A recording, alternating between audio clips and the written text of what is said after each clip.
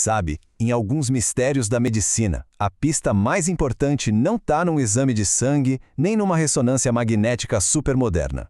Às vezes a pista mais importante é o tempo. E é exatamente esse o tipo de caso que a gente vai desvendar hoje. Uma história onde o calendário foi a peça-chave para resolver o enigma. E tudo começa aqui com essa frase. Um homem de 55 anos chega no consultório com um problema que vem se arrastando, se desenvolvendo bem devagar. Essa é a nossa primeira e talvez a mais importante peça do quebra-cabeça. Uma fraqueza que não surgiu do nada, mas que foi se instalando ao longo de meses. Para a gente solucionar esse caso, vamos seguir o passo a passo de uma investigação de verdade.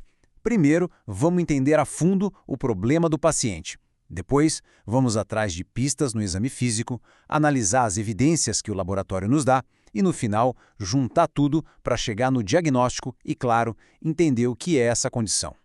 Então, vamos lá. Começando pelo começo, pela história que o próprio paciente conta. Como é que esses sintomas apareceram e como eles foram evoluindo até o ponto em que ele decidiu procurar ajuda. E é aqui que o fator tempo entra em cena de um jeito bem dramático. A fraqueza começou sutil 3 meses atrás, só que, ao invés de melhorar, ela foi piorando, sem parar. O que antes era só um incômodo, hoje virou uma limitação séria, a ponto de ele precisar de uma bengala para andar. Essa natureza lenta e gradual, esse é um detalhe crucial. E olha, a fraqueza não veio sozinha. O quadro é um pouco mais complexo. Ela é simétrica, ou seja, afeta as duas pernas por igual. Além disso, tem dormência, formigamento, perda de sensibilidade nos pés e, o mais recente, os mesmos sintomas começando a aparecer nas mãos. Isso já acende um alerta de que o problema provavelmente é mais espalhado e não algo localizado. Bom, com a história do paciente em mãos, o próximo passo da nossa investigação é o exame físico. O que o corpo dele pode nos dizer? Chegou a hora de procurar por sinais objetivos, por provas concretas. O exame físico confirma a fraqueza simétrica, sem surpresas aí. Mas aqui surge uma pista gigantesca, a reflexia difusa. O que é isso? Significa que os reflexos, sabe, aquele que o médico testa com um martelinho no joelho, estão ausentes, em todo o corpo. A ausência de reflexos é um sinal clássico de que o problema está nos nervos periféricos, que são como a fiação que conecta a medula aos músculos. Então, o quadro todo se parece muito com uma neuropatia bem conhecida, a síndrome de Guillain-Barré. Tem fraqueza, perda de reflexos, problema de sensibilidade, tudo bate. Menos uma coisa, o tempo. Guillain-Barré é uma condição aguda, que atinge o pico em poucas semanas. O nosso caso já se arrasta por 3 meses, e essa inconsistência é aqui que mora o nosso mistério. Para resolver essa contradição, a gente precisa de mais dados, de provas mais objetivas. É aí que os exames laboratoriais entram em jogo. Eles vão nos ajudar a confirmar ou descartar nossas suspeitas. Vamos ver o que os resultados dizem.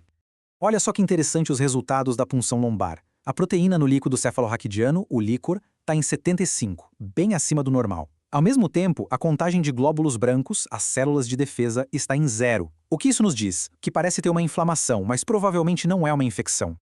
Esse padrão tem até um nome: dissociação albuminocitológica. É um termo meio complicado para dizer uma coisa simples. Muita proteína, pouquíssima célula. E isso é como uma assinatura, uma marca registrada de um grupo bem específico de doenças inflamatórias que atacam os nervos. Nossa lista de suspeitos está ficando cada vez menor.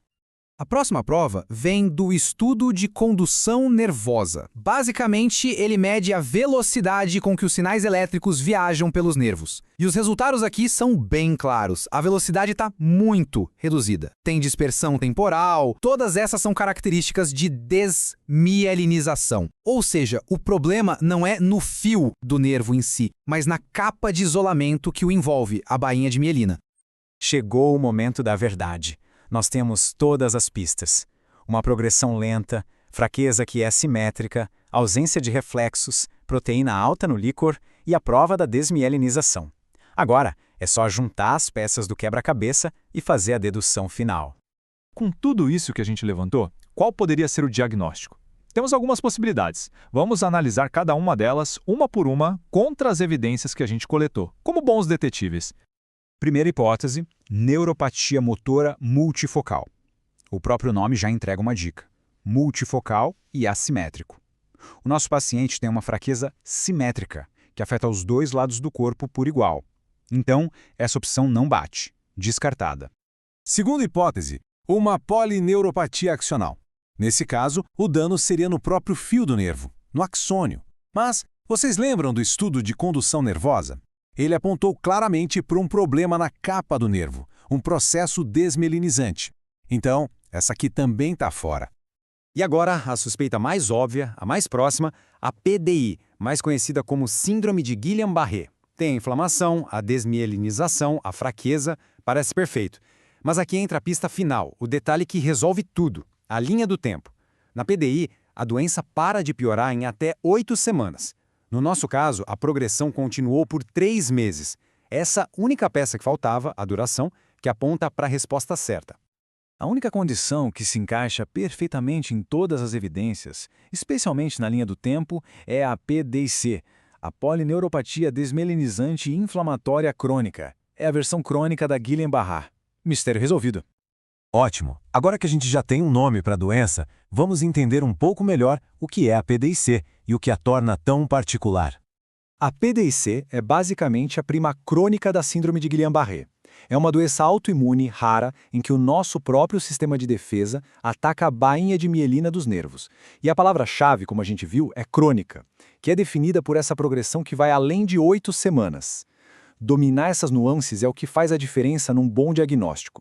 E se você, estudante, quer se preparar de verdade para desafios clínicos como este, entra agora em medcolb.com.br, baixa o app e aproveita o maior banco de questões do Brasil, com provas anteriores de todas as instituições, questões comentadas, resumos práticos, aulas completas e flashcards prontos para revisar onde quiser.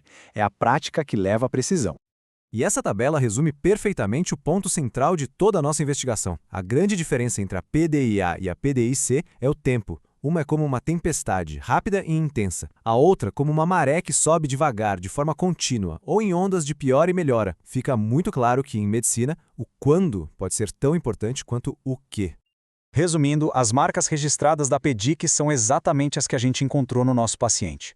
Uma história que se arrasta por mais de 8 semanas, fraqueza assimétrica, ausência de reflexos e aquelas assinaturas clássicas nos exames.